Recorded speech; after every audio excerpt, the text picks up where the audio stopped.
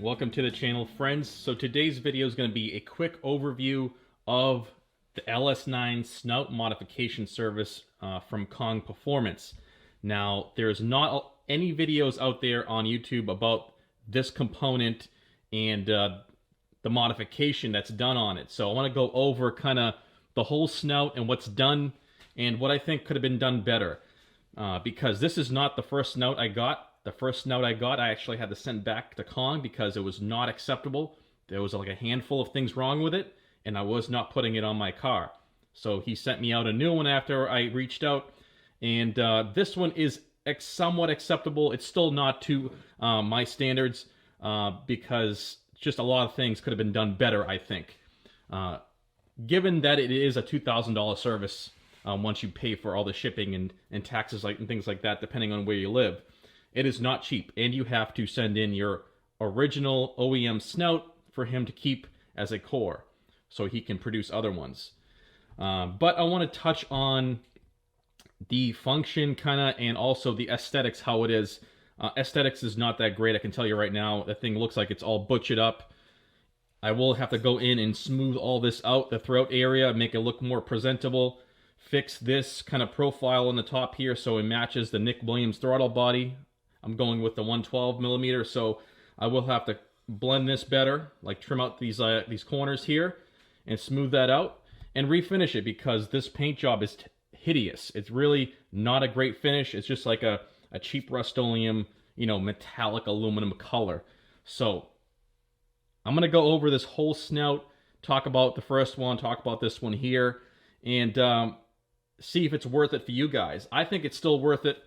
It's a lot of potential in the Kong snout because you get a gigantic throat and a gigantic flange to mount your throttle body. Now, I will be opening this up more to 112, and I will be opening up the other side as well to match according to the Synergy Motorsports porting. So that is a 4-hole mounting strategy versus a 6-hole. You end up deleting these 2 holes here. As you can see, I have some JB Weld already nice and hard, ready to be ported out. So you have to open this up quite a bit. Open up this right here. There's a lot of potential still in this Kong snout, believe it or not. The roof on here can be a little bit more opened up and blended. And the bottom here, the floor, you don't want to really touch. Just like when you're doing heads, you open up the roof and you don't touch the floor when you're talking about intake and exhaust ports. So there's a lot of potential still in the Kong snout, and I'm gonna go ahead now and set the camera up on the overhead. That way there's a better view for you guys, and I can talk about this snout here. Alright guys, so let's break into this one here. Let me talk about the goods and the bads. Kind of the bads, I would say, is that it looks ugly as hell. I mean, this thing is just butchered, and it's blended with like a stone wheel, okay? It's not like a smooth sanding disc roll or anything. It is a very coarse finish on the bottom, all over the throat of it, where it's modified. So this gets cut off, they weld on a larger throat, and it is not finished that well, okay? So it's a very coarse finish. Also, the flanges have a lot of damage, as you can see there. A lot of, I don't know what that's from it being banged around on a workbench or something like that. The backside here has the same pitting all the way around. Not very happy with that. And as you can see, the flange surface was machined, but now it has a rough kind of wire brush finish to it, like it was hit with a wire wheel or something. I'm gonna have to go ahead and lap this on the surface plate with some sandpaper and clean it up to make sure it's absolutely flat and it's a qualified surface again, because this is a mating surface to the supercharger, and you want this to be flat. You don't want all these like pits and stupid things everywhere and all this irregularity in the surface, which is not good. All I know is that I sent him a pristine OEM snout, and I get this in return. I'm not too happy. Especially this critical sealing surface is all kind of butchered up with a wire wheel. So I'm not happy with that, but I will go ahead and clean that up and refinish it myself and make it perfect. Another thing with this one here is that, let's see, it's very dirty on the inside. So in the bypass valve area, very dirty. The first one I got had metal chips in it, aluminum chips from the CNC, all stuck in here. Okay, it was filthy. But anyways, we're talking about this one here that I have right now. The blade on it looks like it's been oxidized. I don't know why. These things are nice bright gold when you send them in. A brand new OEM Snout. The one I sent in was nice bright gold finish, very clean. This one here has just like crud and stuff all over the shaft and kind of in the crevices there. So once I'm done porting it, I'm going to have to do a proper cleaning on this and get it very, very clean before I put it on the car, obviously. Another thing, let's see here. Okay, so I already talked about the roughness on the throat. Aesthetically, it's terrible looking. I would not put this on the car just like this. It's hideous. Okay, the color's terrible, doesn't match anything, and this blending is terrible. Also, these ports here for the vacuum barbs, okay, they are damaged. They're like cut off on the front tip of it, but they still have the raised ring that goes all the way around that will retain the hose tube end. So these are okay. I'm going to have to clean these up and square them off to make them look nice and get rid of all the burrs, because there's burrs on the inside diameter, on the opening. Just a bunch of burrs in there. Terrible. Terrible quality and quality control from the person who is doing this labor work or Kong is hiring. I don't know. I'm pretty sure he's not doing it, obviously. He's subbing it out to someone else. Maybe his young nephew or cousin. I have no idea, but it does not look like a professional did this. It looks like an amateur person was given the task of, cutting this off and welding on a new throat and blending it and smoothing it.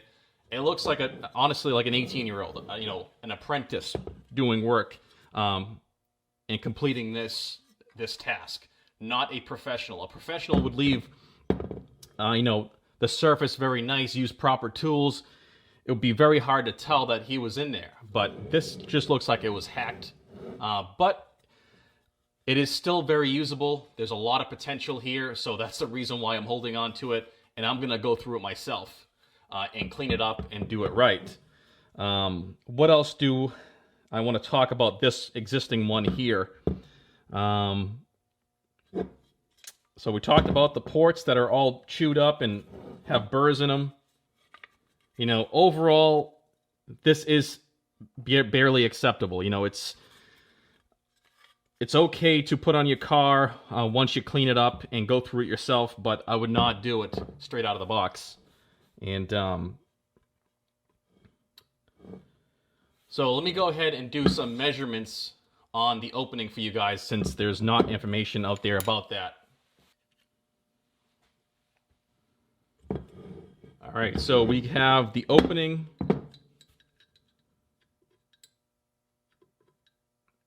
$108.3.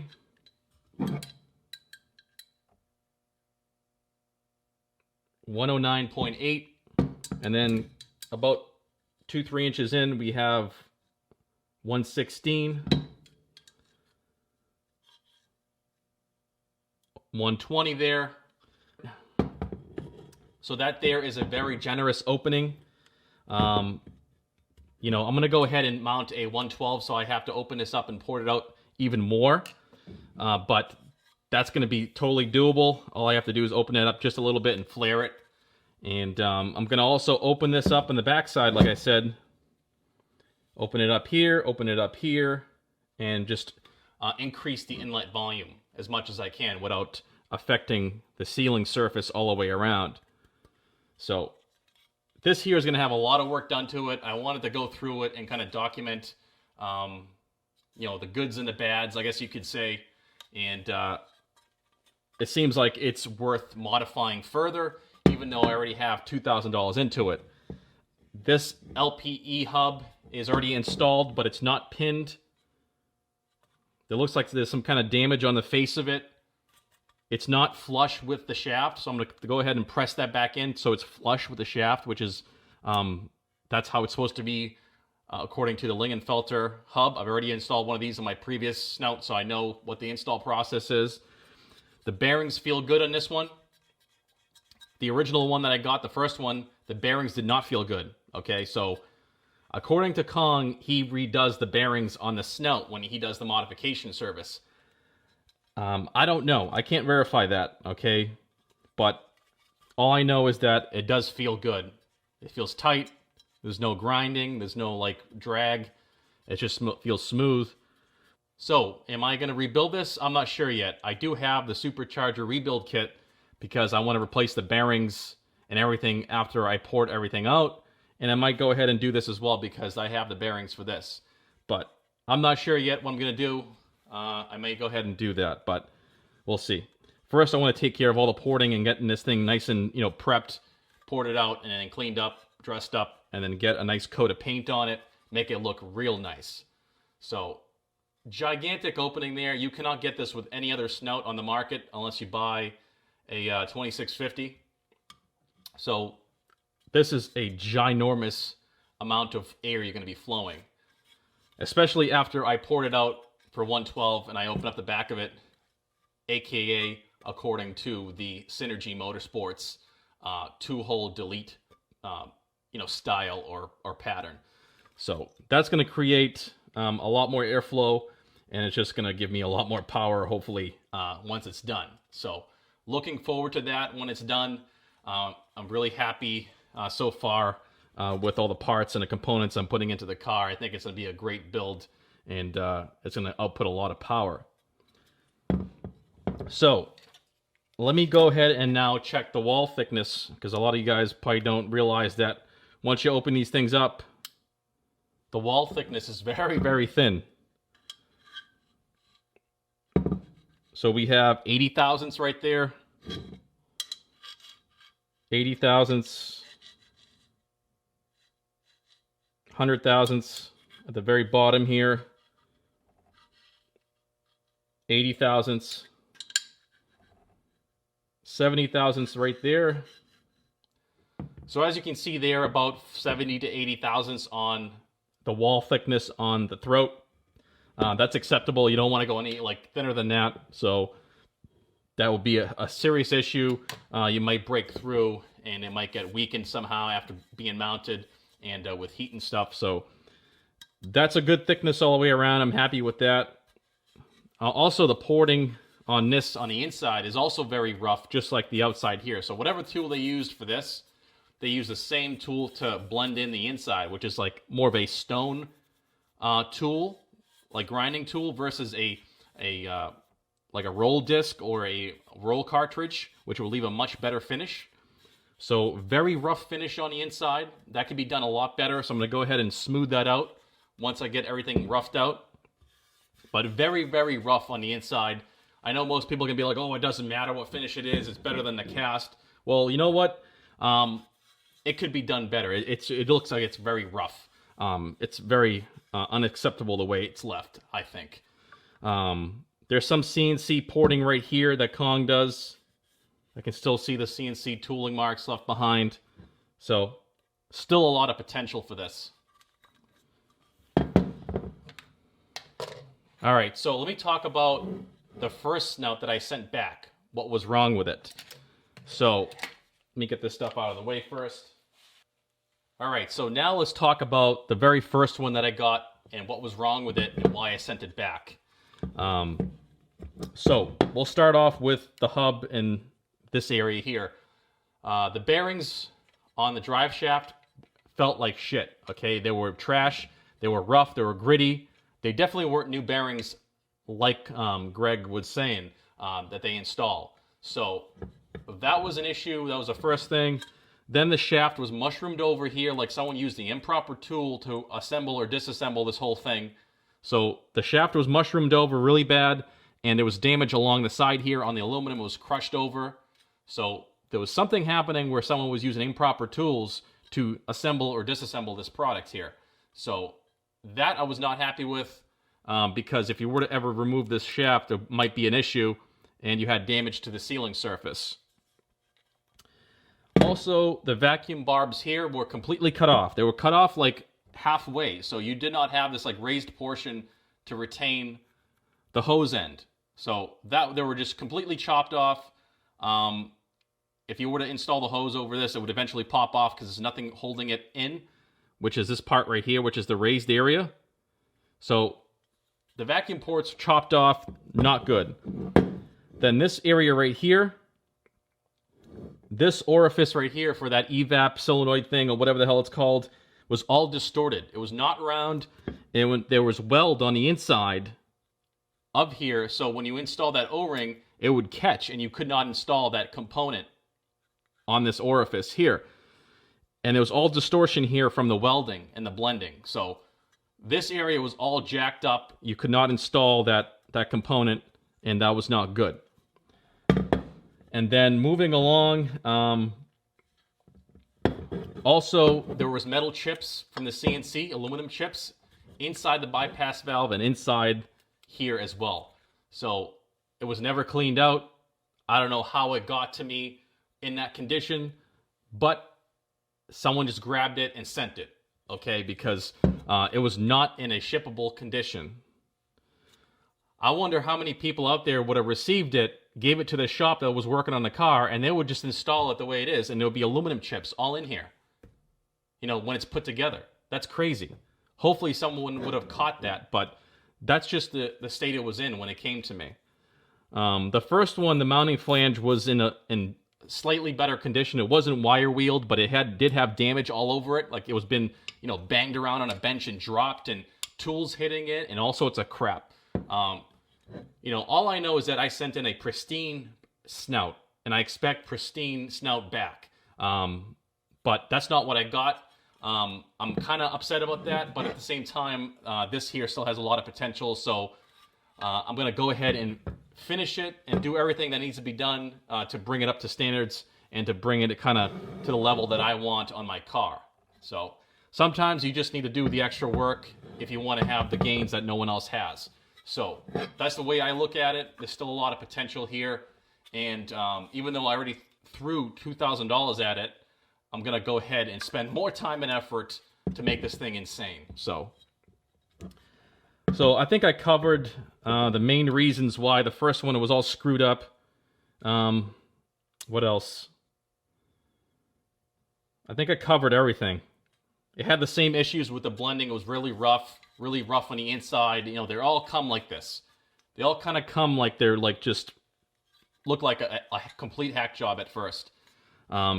The more you look at them, the more you realize this thing's wrong with it. That's the thing, you know. So I'm going to go ahead and now start the porting process of this snout as well as the supercharger. But first, I'm going to start with the snout, get this profile correct, and then transfer that profile onto the supercharger. That's going to be the best bet. That way this side matches up with the supercharger. Really important. And I have a good mating surface here. So once I'm done with this, I'm going to obviously go ahead and clean the hell out of it with soap and water. I might even put it in the dishwasher. And then give it a nice fresh coat of paint, make it look nice. So it's going to match everything else in my car, and I can't wait to do that. But I'll talk really quick on the Synergy Motorsports porting. Now, Synergy, what they do is they do a 2-hole delete. So Kong will go ahead and weld up this boss that used to be for the bottom bolt, that really long bolt. So that's gone now. It's all blocked off, welded up, and blended. But this hole here was still there. Now, Synergy will take this and open this up a lot more, okay, and remove this hole. So this hole has to be blocked off from the other side. So I went ahead with some JB Weld and completely filled in that area. This is going to be structurally sound. It's not going to go anywhere. And once I blend it in and paint it, you won't even see it. So, you know, you think for the money you would get a max effort snout, but you don't. There's still a lot of potential here, even in the Kong snout. The porting of this is really important for airflow and to maximize the effort going through that blower. So The more air you can feed that blower, the more air it can push through your heads. And your heads have to be complementary to the ported blower and ported snout. So your heads need to be opened up as well. So you can't just have factory heads and think you're going to make a shit ton of power. Everything has to be opened up. So I'm going to open up everything to a max effort. And this is all going to be hand ported by me. You know, no one else is going to be involved in this. So I know what I am putting onto my car and the level of quality and the amount of, effort that was done and to make it what it is. So I'm going to go ahead and start the porting process. I'll try to include some clips here and there. It's going to be a very time-consuming process that's going to take probably a day or two, most likely 2 or 3 days to finish completely. But I'll try to include clips here and there. So I really hope you guys enjoy this video. And if you have any questions or comments, please place them right down below. And if you haven't subscribed to the channel already, please go ahead and do so. I want to thank you guys for watching, and I'll see you in the next video.